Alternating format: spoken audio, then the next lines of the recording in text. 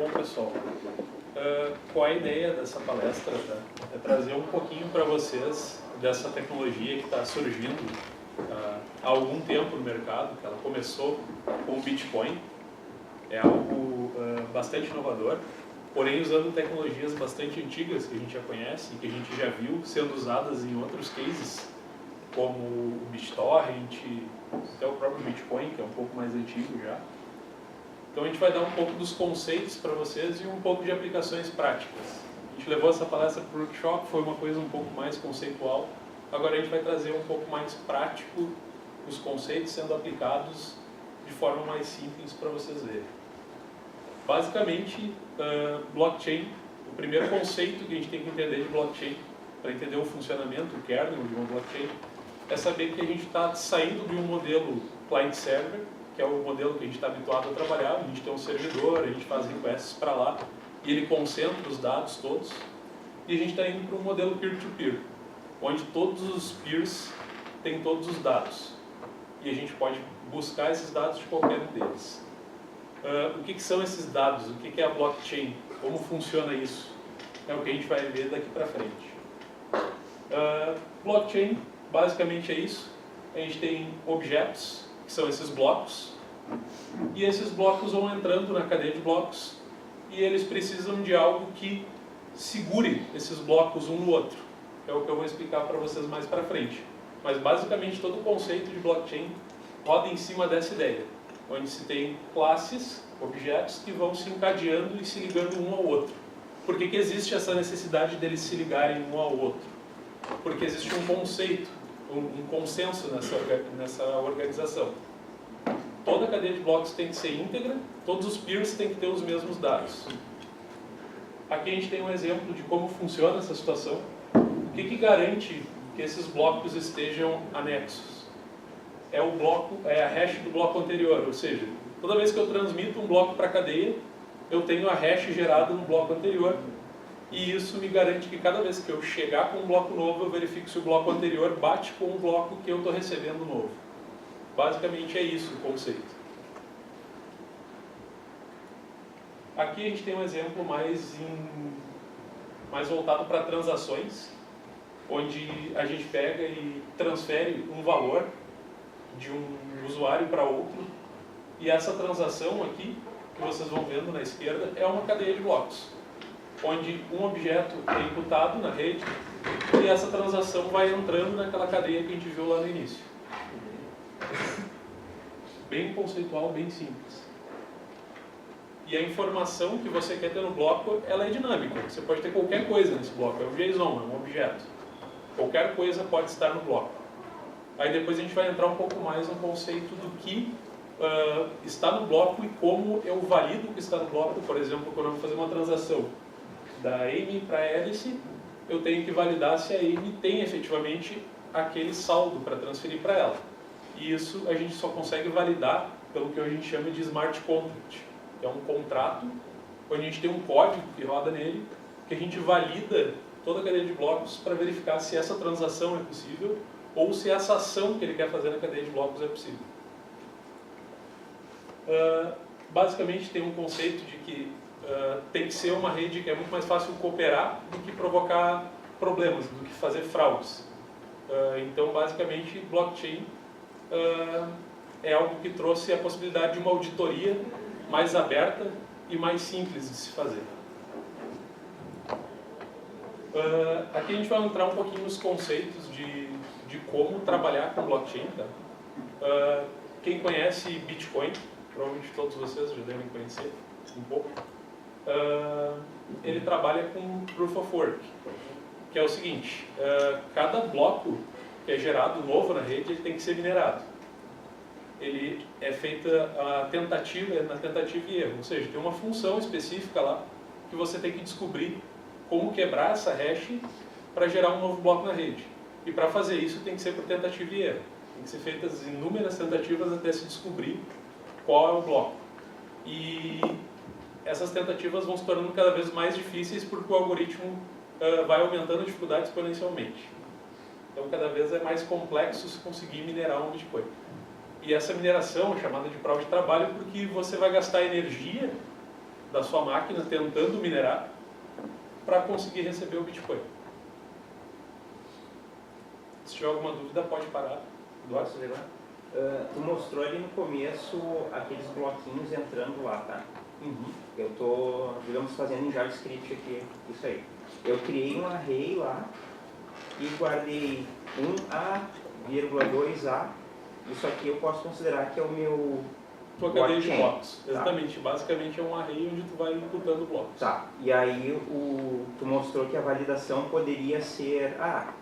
eu estou inserindo um bloco novo, eu tenho que validar só se ele é válido em relação ao anterior. Exatamente. Tá, então eu dou lá um push no meu array, adicionei um bloco. E aí eu deixei isso liberado e o Júnior está tentando gerar aqui. E vai me mandar, eu vou validar e dizer que sim ou não. Se ele conseguiu e está certo, eu insiro no meu bloco e aquele bloco pertence a ele. Pertence a ele também. Pertence a ele também e isso tem um valor financeiro considerando o Bitcoin, porque ele gastou energia gerando esse bloco. Mais ou menos. Para gerar o bloco ele gastou energia. Ele tinha uma hash que ele tinha que descobrir e na verdade a validação dessa hash que ele tinha, que ele minerou para ganhar dinheiro, a inteligência de validar se ela pode entrar na rede, ela está no smart contract e não nessa junção da cadeia. A junção da cadeia significa o dado está coeso para entrar na cadeia de blocos. Ou seja, se a hash anterior, se a hash de validação anterior bateu com essa hash aqui. Depois eu vou mostrar um exemplo de código para vocês em JavaScript ali, onde é feita essa validação do bloco anterior, para ver se eu posso imputar na rede. Mas quem valida efetivamente se aquele bloco foi minerado corretamente é um contrato, onde ele tem a fórmula já resolvida para aquela função, que gera aquela hash que o cara gerou, de forma fácil de simplesmente calcular e bater com aquela hash dele. Né? E essa fórmula que está ali dentro dele, até o pessoal perguntou bastante antes, essa fórmula ela está numa criptografia unidirecional. O cara lá só consegue validar ela porque ele está ali. Aqui a gente tem um exemplo de mineração, onde a gente está lá tentando várias e várias vezes até gerar uma nova moeda. E normalmente o pessoal acaba montando clusters para gerar moedas, né? Que é pegar e juntar, eles chamam de pools, né? Que é juntar um número de pessoas lá que vai estar trabalhando com essas máquinas e quando se descobrir uma hash, essa hash é fracionada entre eles. A gente tem um outro conceito, tá, que está sendo trazido, começou lá em 2014, se eu não me engano, com o Ethereum, onde eles acreditam que a prova de trabalho não é sustentável, né? Se gasta muita energia para produzir a moeda. E daí eles cunharam esse termo de Proof of Stake, que é a prova de participação, ou seja, as entidades que concentram mais riqueza ou têm mais histórico de confiabilidade na rede, elas automaticamente vão ser recompensadas. E eles têm um algoritmo bastante complexo, que se chama Casper hoje, que trabalha que está tentando trazer essa tecnologia para o Ethereum para fazer um fork e parar de trabalhar com prova de trabalho. O Ethereum hoje também trabalha com Proof of Work do mesmo jeito que o Bitcoin. Esse é o comparativo que eu falei para vocês. Se gasta muita energia para se gerar um bloco novo, enquanto em Proof of Stake a gente se preocupa muito mais com a confiabilidade dos peers para gerar essas validações. A gente vai falar um pouquinho mais de Bitcoin, só para ter conceitualmente a ideia para vocês. Aqui a gente tem uma ilustração bem simples de como funciona a transferência de um Bitcoin, onde é feita o envio do Bitcoin de uma carteira para outra, e esses servidorzinhos no meio são os peers. O que os peers fazem? Toda vez que vai ser transferido uma hash de um usuário para outro, eles validam essa hash. E vocês podem ver que, a partir de uma determinada quantidade de transações que eles validam, eles ganham uma recompensa por isso. Então vale a pena um peer estar na rede porque ele ganha para validar uma hash. Aqui a gente tem um exemplo mais de workflow assim, do Bitcoin, onde a gente trabalha com as exchanges, que são quem troca dinheiro por Bitcoin, Bitcoin por dinheiro, até Ether por dinheiro e vice-versa. E isso pode ser trocado entre os usuários e entre a exchange. A exchange, basicamente, é um usuário que aceita trocar dinheiro por moeda virtual. E Depois, com dinheiro, você pode fazer o que você quiser. Eu vou falar um pouquinho de Ethereum ou Ethereum, como vocês preferirem. Não sei se algum de vocês conhece o conceito, sabe como funciona. Sim, não? Não. Beleza. O Ethereum ele trouxe a blockchain para fora da tecnologia. Por que isso? Porque o Bitcoin tinha essa tecnologia toda embedada, ou seja, eles criaram a blockchain sem dar esse benefício para os usuários. E o Ethereum trouxe essa ideia para fora, que é a ideia de tanto poder implementar um smart contract personalizado, que no caso do Bitcoin se trabalha só com cryptocurrency, só se trabalha com a moeda dele, e o Ethereum trouxe isso para fora para justamente a gente poder trabalhar com aplicativos descentralizados. Ou seja, eu quero criar uma moeda minha, posso usar o Ethereum. Eu quero fazer um contrato de compra e venda de imóveis, posso usar o Ethereum, porque eu vou botar toda essa lógica de validação do contrato num código meu, não é uma coisa fechada. E daí aí vem o conceito de aplicativos descentralizados, ou dApps, como o pessoal está chamando hoje. Basicamente, como eu falei antes, é uma plataforma pública, onde qualquer um pode publicar o seu código, o seu chain code, né? E esse código vai estar rodando nessa rede mundial do Ethereum. Muitos pensam, Ethereum é uma moeda. Na verdade, Ethereum não é uma moeda. O Ether é uma moeda, que é a moeda construída em cima do Ethereum como a moeda base dele. Ou seja, se você publicar a sua aplicação numa rede Ethereum, você vai ser cobrado em Ether. Ou seja, esse código vai rodar na máquina de todos os usuários, todos os peers que têm esse código, e o tempo que ele levar para rodar esse código, ou seja, o custo de instrução de linha de código, vai ser convertido e passado para ti. Então, o que acontece? Esse código tem que ser muito bem feito, porque senão esse código vai custar muito caro para a empresa. Se trabalha com uma linguagem de programação que eles chamam de linguagem determinística, que é o Solidity, onde as instruções rodam praticamente ao mesmo tempo em qualquer tipo de máquina para equalizar esse custo em Ether. E esse custo é chamado de gas, ou seja, quanto mais ruim for teu código, quanto mais tempo ele levar para rodar, mais gas tu vai gastar, mais dinheiro vai custar o código que tu desenvolveu e mais pesada vai ficar a tua aplicação para os clientes rodarem também. Só para vocês entenderem, tem vários tipos de aplicações hoje que rodam com Ethereum. Por exemplo, o pessoal está fazendo leilões, Twitter descentralizado, Facebook descentralizado. O que acontece com isso? Muda um pouco a percepção de aplicativo que a gente tem hoje. A gente tem tudo centralizado hoje no Facebook da vida, onde a gente vai lá e a gente publica de graça, a gente tem nosso perfil de graça, só que esse de graça não é tão de graça assim, porque a gente tem anúncio embutido, a gente tem uma série de coisas. E a ideia é que eles trazem justamente o inverso, saber o que tu está pagando. Ou seja, tu vai publicar algo no perfil, esse publicar vai ter que ir para a cadeia de blocos. Cada um dos peers vai ter que rodar aquele código para poder colocar aquela informação ali para depois ser consultado. Então, é um conceito um pouco diferente de se trabalhar com aplicativos. Aqui a gente tem um exemplo mais baixo nível, assim, onde a gente trabalha com um client no browser, que é o Web3.js. A gente tem o que chama contratos, que são esses contratos que eu expliquei para vocês, que estão em todos os peers. Todos os peers têm essa mesma réplica de contrato. Quando a gente dá deploy num contrato, a gente dá esse deploy distribuído para todos os peers, e todos eles rodam o mesmo código para validar se um bloco pode entrar na cadeia ou não. E ele também tem eventos que você pode se inscrever e receber callbacks.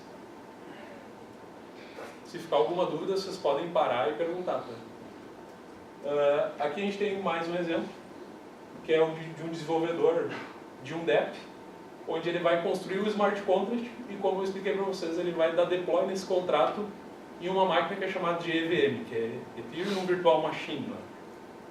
E ele pode trabalhar com vários nodos também, em modo de desenvolvimento, com Docker da vida ou algo do tipo. É bem simples esse modelo. Falar um pouquinho sobre o Quorum. Antes de entrar nele, eu queria saber se tem alguma dúvida sobre o Ethereum. Não? Beleza. Aquele Solid, aquela linguagem que falou, é tipo, tem um exemplo assim, tipo C, tipo C Sharp, tipo... Ela é uma misturinha assim entre C++ e JavaScript. Assim. É. Uma linguagem um pouco diferente, mas ela puxa mais para o JavaScript, assim, muito parecido com o JavaScript. Beleza. O que eu não entendo é assim, quem é o host desse Ethereum, por exemplo? Onde é que fica isso? Como é que é? Porque tem os contratos, tu falou publicar. Vou publicar isso para onde? Porque tem que ter sempre um server ligado a alguma coisa para receber isso. Imagina bilhões, trilhões de requisição para dentro de um... Como é que funciona tudo? Só para a gente entender, tem a rede Ethereum hoje, que é o seguinte, qualquer um pode ser um peer. Pode pegar a tua máquina ali, baixar o banco de dados, ou seja, a blockchain, baixar a blockchain para a tua máquina e se tornar um peer. O que vai acontecer? Tu vai ser recompensado por rodar aquele código na tua máquina. Então, tem várias pessoas rodando esses códigos e quando alguém precisa imputar um bloco, essas pessoas todas têm que entrar em consenso se esse bloco pode ou não ser imputado. Inclusive, com relação a isso que tu disse, tem um problema no Bitcoin hoje, que uma transação está levando, a última vez que eu vi, estava levando uns 15 minutos no mínimo. Então, porque a base está muito grande, então é muito difícil de indexar a busca e entrar num consenso entre todos esses peers para garantir que esse bloco pode entrar na rede. E esses blocos podem ser qualquer informação. Pode ser qualquer informação. Pode ser qualquer informação. Se eu quiser manter um PDF numa blockchain, para garantir que esse PDF vai ficar imutável ali, eu posso botar ele ali. Mas aí tu falou que eu posso criar um contrato. Sim. E eu vou publicar para todos os que... Exatamente. Tem nós três estamos com as máquinas ligadas, rodando um blockchain embaixo. Sim. Como é que ele vai validar se esse contrato é válido? Na verdade, o teu contrato, tu vai desenvolver o código do contrato. Digamos que o teu contrato seja um contrato de transferência de valor. Sim. Onde ele verifica se a pessoa para quem tu vai se tu tem saldo para transferir dinheiro para essa pessoa. Então o que ele vai fazer? Esse contrato vai ser feito deploy na tua máquina e na máquina do Anderson. E daí o que vai acontecer? Toda vez que alguém tentar imputar um valor, todos vocês vão ter que concordar que ele tem saldo.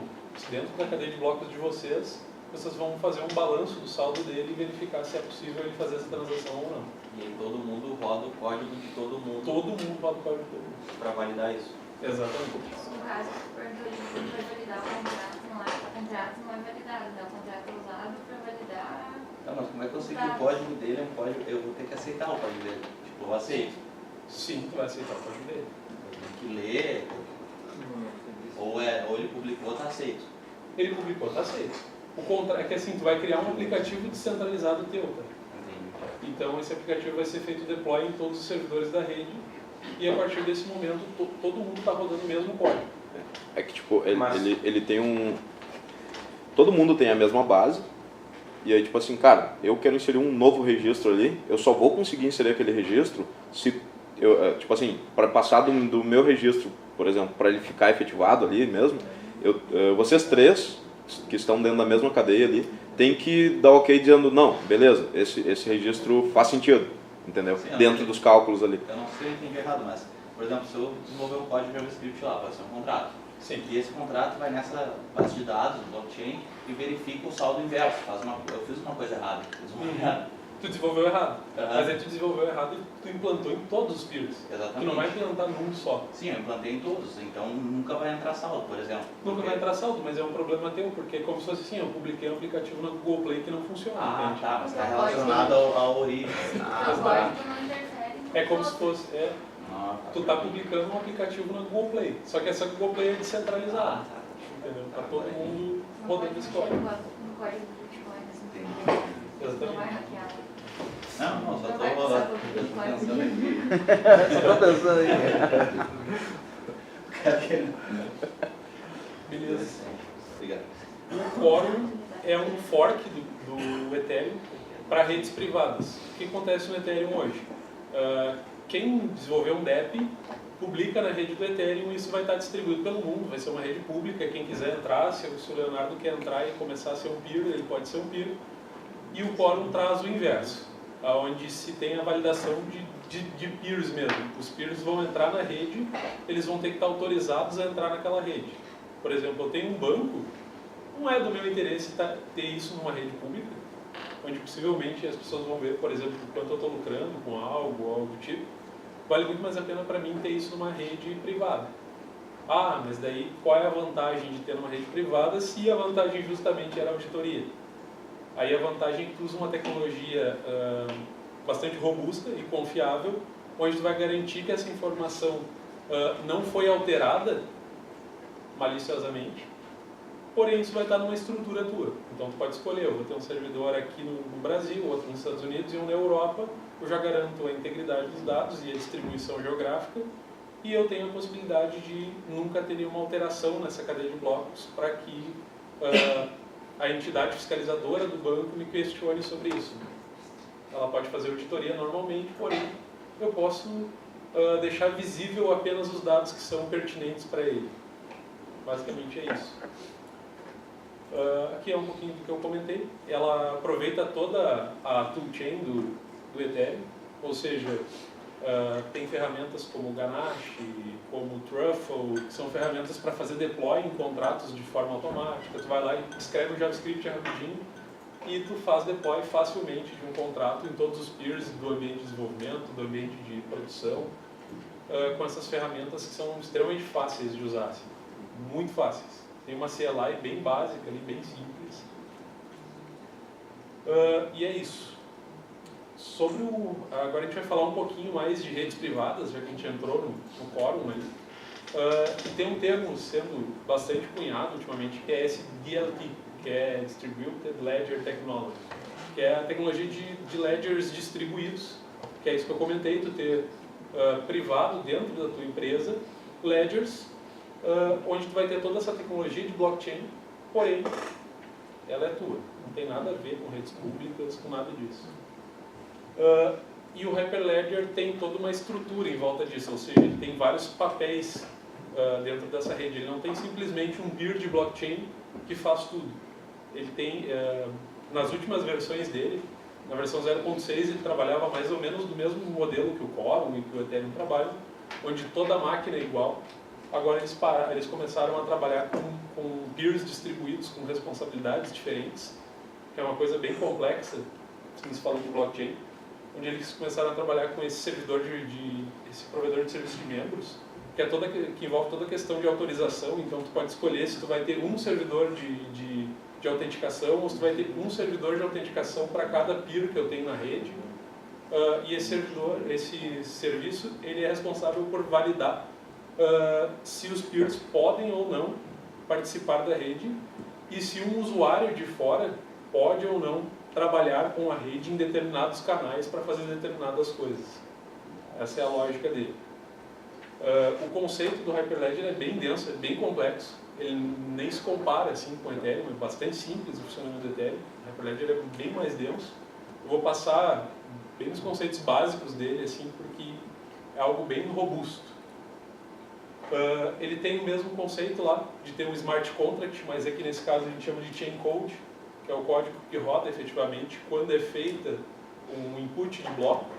Esse chain code tem uma máquina de estados lá onde tem a inicialização dele, o momento em que um bloco é imputado, o momento que depois do bloco ser imputado, pode ter várias lógicas ali em cima desse chain code.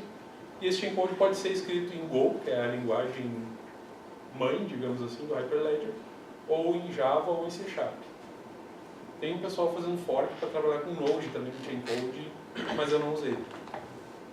E ele é dividido em canais, justamente para poder trabalhar com esse provedor de serviço de membros com uma certa segregação. Assim, eu posso escolher, por exemplo, eu não começo a trabalhar só com uma blockchain. Essa blockchain existe, ela é única efetivamente, só que eu consigo determinar que certas informações vão estar em um canal.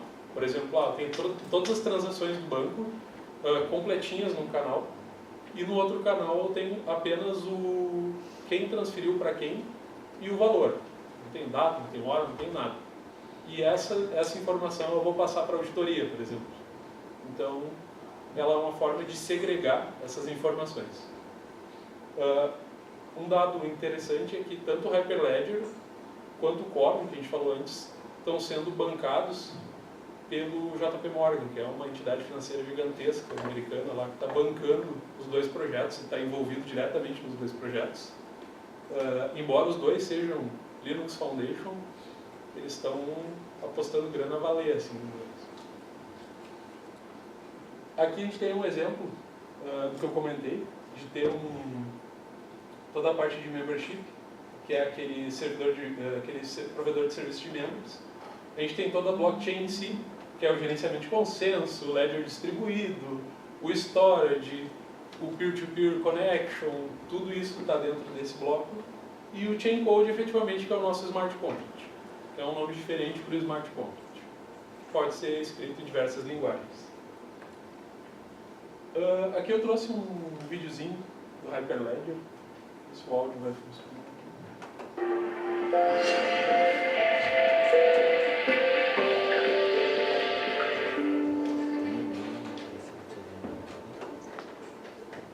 Permission block with 3 Passar um pouco mais good fácil, iron né? blockchain network that supports transactions between them. Aqui a gente tem um exemplo onde a gente tem vários mercados e a gente tem a fazenda, lá que produz o produto efetivamente.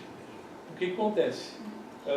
Muitas vezes na cadeia de suprimentos não se tem ideia da origem do produto. Por exemplo, eu quero comprar um produto orgânico, só que eu não tenho certeza quando eu chego lá no Bourbon se esse produto é efetivamente orgânico.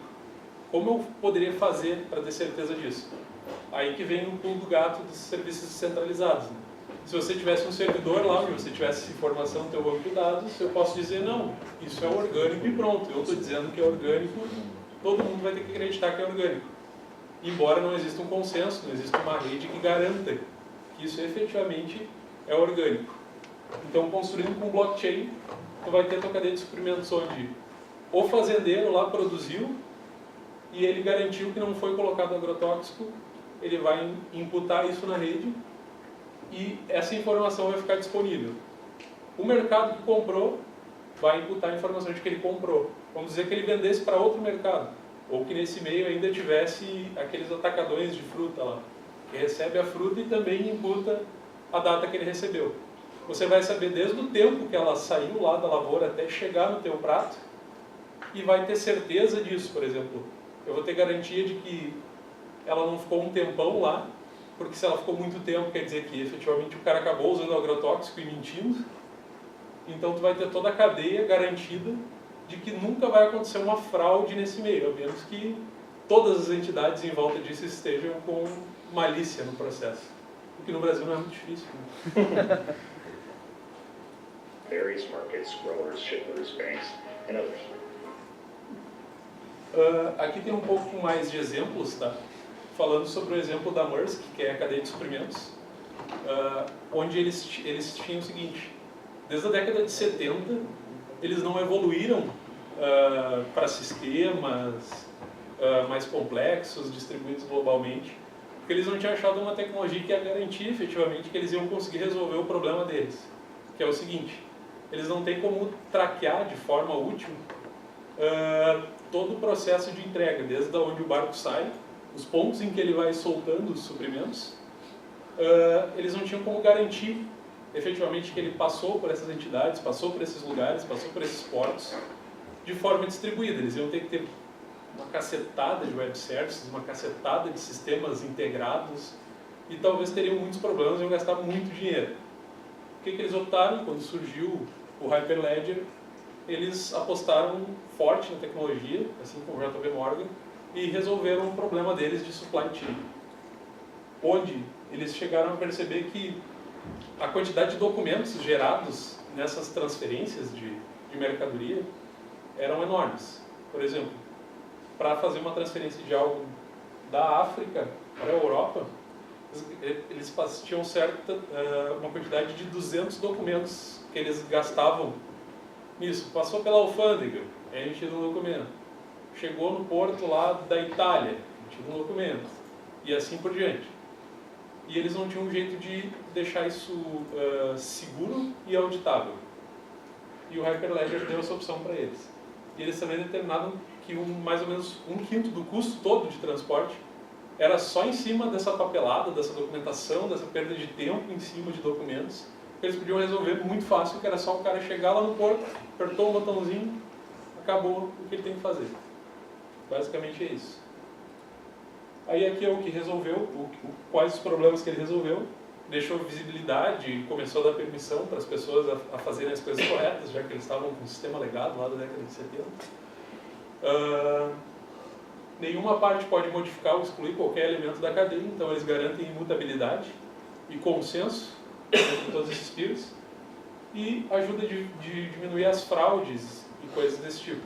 E eles, ao mesmo tempo, acabaram ganhando de lambuja, porque o Hyperledger tem uma busca indexada boa. Eles usaram isso também integrado ao sistema de estoque deles. Então, esse sistema se integrou muito bem às ferramentas que eles já tinham. Tem um outro caso aqui, que é o 10 Miles. Aí a gente fala de programa de pontos, onde eles dizem... Vocês devem saber também, provavelmente, quando vocês têm pontos no cartão lá, demora bastante tempo para esses pontos efetivamente saírem lá do Banco do Brasil, da Caixa, e ir lá para o Múltiplos, ou para o DOTS, ou para o Livelo. Leva um tempão, é uma rolaçada. Lá tem que ir para o servidor, daí autentica, daí valida se aqueles pontos realmente podem ir para ti ou não. E a ideia é que o blockchain realmente resolva esse problema e transfira esse problema para instantes, para algo muito rápido, em vez de ter toda essa perda de tempo. O cara da Smiles falou isso, o CEO da Smiles lá, da Gol, na verdade. Só que ele foi um pouco equivocado nesses instantes, né? Porque quanto maior for essa rede, esses instantes vão ser bem maiores também. Então ele tem que enxergar todo esse contexto em volta disso. Depende do tamanho do instante, né? Exatamente. Bitcoin era instantes no início, agora é minutos. Aqui é só um exemplo mesmo de um programa de fidelidade, de como ele funciona, onde você pode ter essa blockchain visível para todas as entidades e todas elas poderem auditar e trabalhar contigo, trocar pontos por algo, por algum produto, por algum serviço. E eu vou mostrar para vocês rapidinho um exemplo de código lá. Se vocês quiserem fazer alguma pergunta enquanto eu preparo aqui, tranquilo. Conforme a gente estava falando antes da apresentação, pensando no universo CWI, um produto que a gente poderia fazer no blockchain seria sistemas para auditoria. Daí. Sistemas para auditoria, sistemas onde tu tem dados que o usuário precisa que sejam públicos. Por exemplo, sei lá, uma entidade filantrópica, alguma coisa do tipo, ou até mesmo cadeia de suprimentos. Por exemplo, sei lá, a Renner ou a Riachuelo quer fazer o tracking de toda a cadeia do produto deles, desde quem vai lá e produz o tecido de uma roupa que eles vão construir num determinado ateliê até chegar na loja. Okay.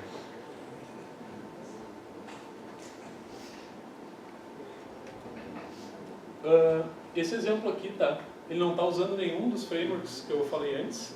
A gente buscou a questão mais conceitual, assim, para entender efetivamente como funciona o kernel de uma cadeia de blocos. Então, ele está com TypeScript, bem simplesinho, nada demais, só para vocês entenderem um pouquinho do conceito.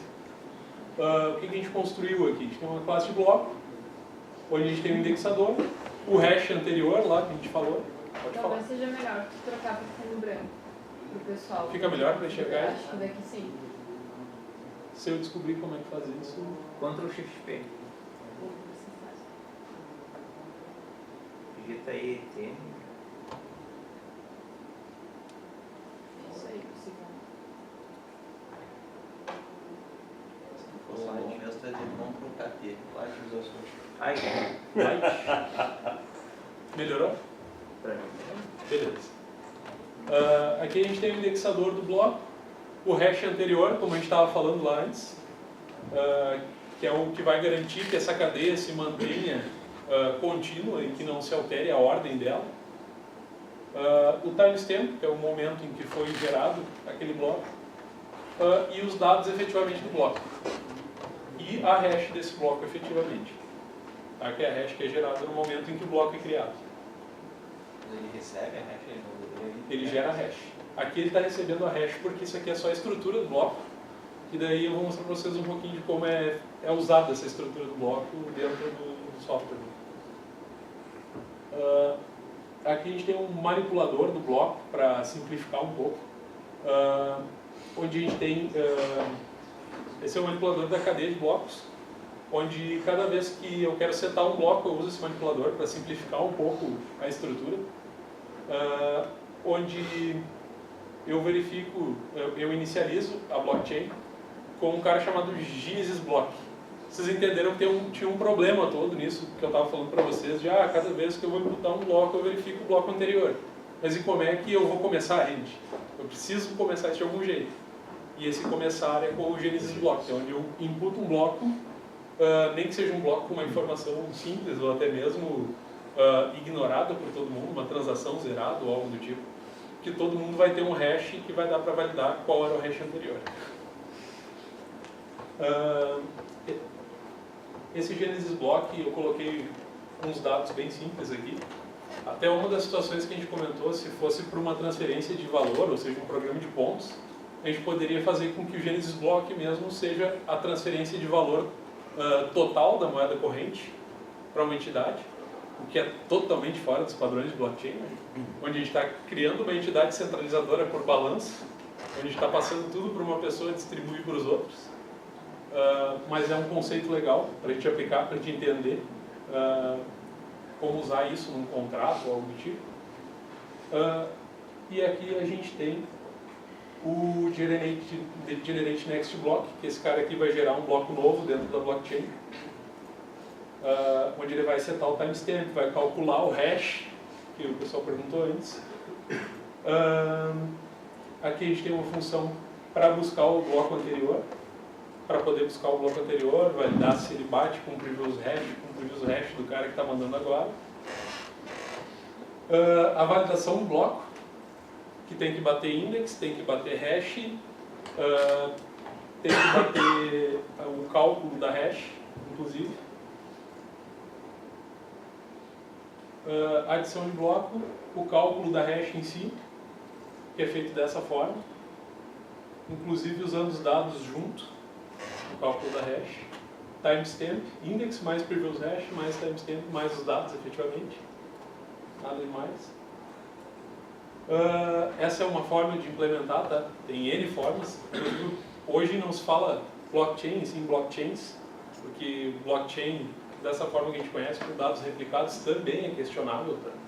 O pessoal comenta tanto que tem hoje o Tango, lá, que é a blockchain do IOTA, que é uma moeda para trabalhar com IoT, por exemplo, e ele não trabalha dessa forma com todos os dados replicados. Como a gente estava falando, ele trabalha com os dados distribuídos e indexados. Ou seja, tu não sabe exatamente onde é que está o dado. Ele pode estar no peer do Leonardo, pode estar no peer do Anderson, só que quando eu quiser buscar esse dado, eu tenho um indexador que me diz, vai lá no Leonardo que ele tem. Só que isso é algo que é muito fácil de a gente ter bugs e problemas, porque é extremamente difícil essa indexação. Por exemplo, se um cluster lá que está com aquela informação está indisponível, acabou, né? Não vou ter essa informação para validar, não vou poder imputar o bloco. Voltando a um exemplo. Basicamente é isso, a parte de manipulação. E aqui está o programa, efetivamente, onde lá, como o Eduardo perguntou, o blockchain vai ser um array? É isso aí mesmo. Onde a gente vai imputar os objetos que são os blocos. E daí eu uso esse manipulador que eu mostrei para vocês antes para poder setar um novo bloco.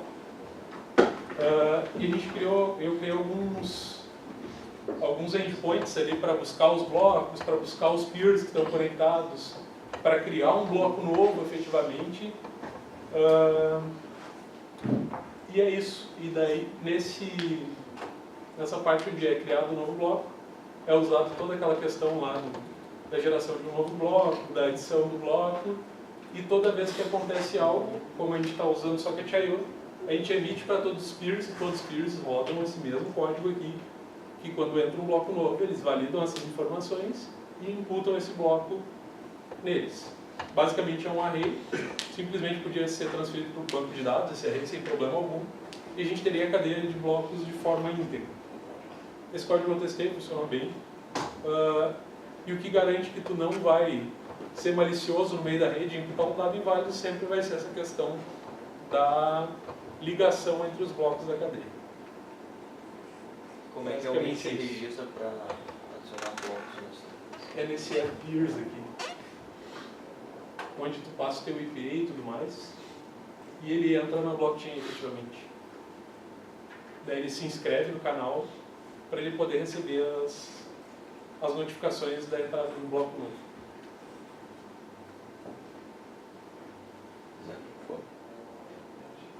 Para vocês entenderem, é apenas conceitual essa construção. Existem problemas absurdos aqui no meio disso. Por exemplo, tentaram registrar uns 50 blocos ao mesmo tempo. Como é que eu vou resolver? Eu pego o último. Como é que o Hyperledger resolve? Uma estrutura absurda para resolver esse tipo de problema. Tem várias coisas desse tipo. Basicamente é isso. Bem conceitual para vocês entenderem como é o kernel, assim, como funciona efetivamente uma blockchain. Então, talvez seja uma pergunta meio idiota, mas então realmente não conheço. As criptomoedas, então, são produtos que utilizam a blockchain, é isso? De certo modo, é. Hoje elas são construídas em cima dessa tecnologia. Tecnologia peer-to-peer, com uma cadeia de blocos, onde cada transação entra nessa cadeia de blocos. E tem um smart contract, que é essa questão de validar as questões de negócio dessa transação. Se eu fosse começar um projeto agora e fosse usar isso daí, algum framework já resolve esse problema ou é algo que vai vir junto para mim com o projeto, a questão de performance? Quando que eu vou começar a me preocupar? Tipo, eu desenvolvi, estou entregando, a rede está crescendo e eu sei que vai atrasar tudo, vai começar a perder performance dia a dia. Assim. O Hyperledger, ele tem uma das partes do processo dele é que ele tem uma espécie de gateway assim, no meio do processo, onde cada informação que vem, por exemplo, eu tenho um usuário que, no caso de uma criptomoeda, seria uma carteira, que fez uma request para lá, ele não vai mandar para um peer essa request ou mandar para todos os peers, ele vai cair nesse gateway, esse gateway vai gerenciar toda essa transação. E segundo o Hyperledger, eles prometem que esse gateway vai resolver muitos problemas de performance. Dessa questão de saber para qual peer perguntar algo do tipo e ter essa lógica dentro do cliente. Eles têm essa lógica toda dentro desse gateway, onde eles definem para onde eles vão perguntar. O gateway, por exemplo, poderia estar lá a lógica do tipo, eu faço chamada para o gateway lá, e está configurado, eu quero que 50% da rede avalie, seria ele que... Seria ele que validaria isso. Daí ele faz requisição para todo mundo, pedindo validações. Ele faz as requisições para todo mundo, tu manda a requisição para ele, ele faz essas requisições para todo mundo responde para ele e tu recebe a tua resposta. Né? Entendi. Só que essa lógica de consenso não precisa necessariamente ser um código, é uma configuração dele. O código e todas as inteligências vão ficar no chain code que daí está rodando em cada um dos peers. Por isso que ele acaba continuando sendo uma blockchain, não perde essa característica. Porém, perdeu esse gateway, temos problemas. Por isso que sempre se diz que blockchain não veio para resolver o problema de disponibilidade, né? Que é, se eu quero resolver o problema de disponibilidade, eu boto um servidor de backup rodando junto lá com o meu e pronto, está resolvido.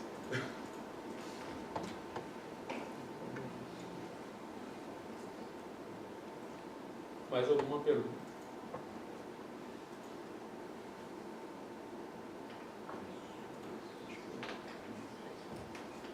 Se tu quiser, lá no código, se quiser ser um peer, tem alguma necessidade mínima que eu tenho que ter? Que tamanho que fica esse negócio? Tem que ter uns 200 GB de espaço em disco, que é o tamanho que está a cadeia de blocos hoje. A última vez que eu vi, pode ser um peer.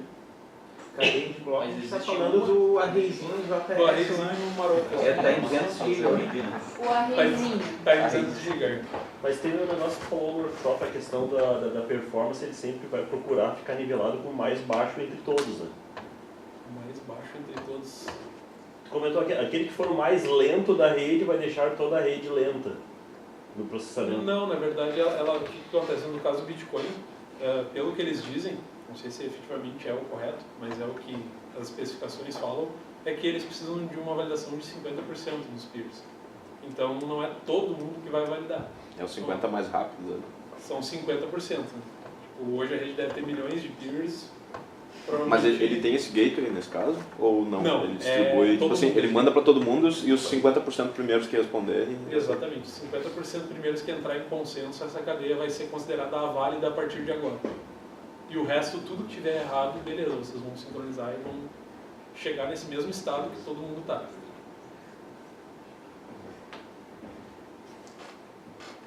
Os primeiros 50% que responderem, basicamente por geolocalização, né? Porque a rede mandar mais rápido, até não necessariamente mais rápido em processamento. Latência. É, mas Latência pode interferir. Eu não sei se dentro do algoritmo eles têm alguma solução para isso. Né? Pois é, interessante. Teria que analisar o código nesse trecho onde é feita essa regra de consenso. Né? O foda é descobrir que nos 50 que não devolveram a validação, o login está inválido. Aí já era. Esse é o ônus, né? Tu corre esse risco sempre. Quanto menor a rede, pior é, né? Maior é o risco. Por isso que essas redes privadas, elas trabalham normalmente com criptografia em volta. Tá muito bom. Eu não lembrei a palavra. Acho que a bateria tá Tá, mais. a bateria tá. Tá acabando. Mais alguma pergunta? Beleza.